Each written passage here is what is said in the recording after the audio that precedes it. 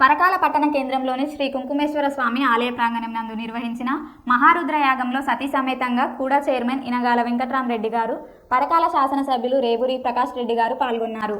అనంతరం Inagala charitable trust తరపున కూడా చైర్మన్ ఇనగాల వెంకట్రామరెడ్డి గారు అన్నదానం కార్యక్రమాన్ని ఏర్పాటు చేసి స్వయంగా పాల్గొని వచ్చిన భక్తులందరికీ భోజనాలు వడ్డించారు.